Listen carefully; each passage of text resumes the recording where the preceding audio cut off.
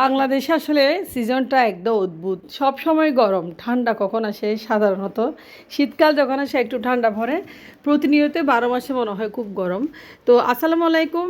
আসলে প্রাণ জুড়ানো, মন ঠান্ডা করার, প্রাণ ঠান্ডা করার জন্য এখনই আমের সিজন রয়েছে প্রচুর পরিমাণে। আপনারা চাইলে এরকম লাচ্ছি বানিয়ে আমের খুব মনটা ঠান্ডা করতে পারেন, প্রাণ জুড়ে যাবে একদম। তো লাচ্ছিটা এত যে টেস্টি হয় আসলে আপনারা না বানালে বুঝবেন না। তো আজকে একটা লাচ্ছি রেসিপি দেখাচ্ছি আপনাদের আমের এখানে।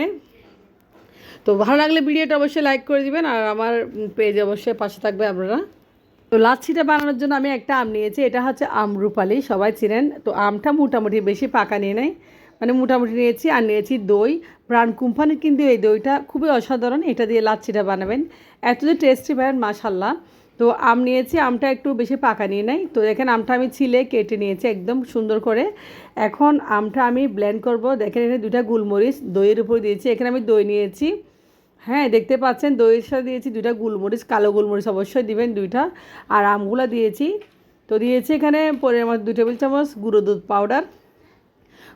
পাউডার অবশ্যই ব্যবহার করবেন। আর সাথে দিচ্ছি এখানে চিনিটা যার যার ইচ্ছা মতো ব্যবহার করতে পারেন, কারণ চিনি অনেকে বেশি খায়, অনেকে কম পছন্দ করে, অনেকে কম খায়। তবে গোলমরিচটা অবশ্যই দিবেন, আস্ত গোলমরিচ দিলে কিন্তু ফ্লেভারসটা বেশি ভালো হবেন, গুঁড়াটা দিবেন না। তো আমি এই জন্য দুইটা দিলে যথেষ্ট এখানে 2 গ্লাসের জন্য। তো গোলমরিচ শরীরের জন্য অনেক উপকারী, কিন্তু কার্কিউমিন সবাই খায়, ফাইবার্স কিন্তু। তবে এই লাচ্ছিটা শরীরের জন্য পুরো ফাইবার্স, একদম ঠান্ডা ঠান্ডা, একদম প্রাণ জুড়ানো। তো আমগুলো আমি একটু মেল করেছি চামচ দিয়ে। এখন এখানে সব কিছু দেওয়া হয়ে গেছে, আপনারা দেখে বুঝতে পারতেছেন। তো আমি এখন একটা ব্লেন্ডার জারে, জুসের ব্লেন্ডার এটা, এই ব্লেন্ডার আমি জুস বানাই।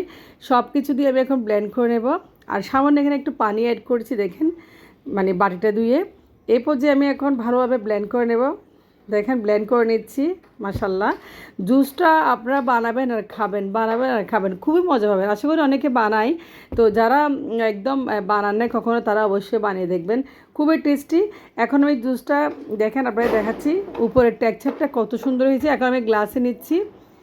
তো আমার খুব পছন্দ, আমার মেয়ে ছেলে দুটাই পছন্দ করে, ওরা স্কুল থেকে সেই জুসটা বেশি খায়। তো কম দাম, একদম অল্প সময়ে বানানো যায়, আমও অনেক সস্তা। আর দই তো সবার করে থাকে, টক দই সবাই পছন্দ করে। টক দই কিন্তু স্বাস্থ্যের জন্য অনেক ভালো। দেখেন জুসের কালারটা কত সুন্দর হয়েছে মাশাল্লাহ, দেখে বোঝা যাচ্ছে। আর এত যে টেস্টি হয়েছে, আপনারা বানিয়ে আমার ভিডিওতে এসে কমেন্টস করে জানাবেন, অনেক টেস্টি।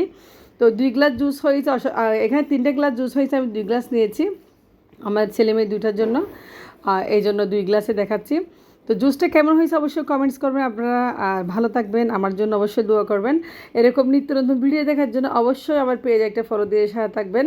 আমরা রেসিপি বানাই, আসলে রেসিপিতে লাইক করেন পড়লে আসলে খুব উৎসাহ হই পরবর্তী একটা রেসিপি বানানোর জন্য।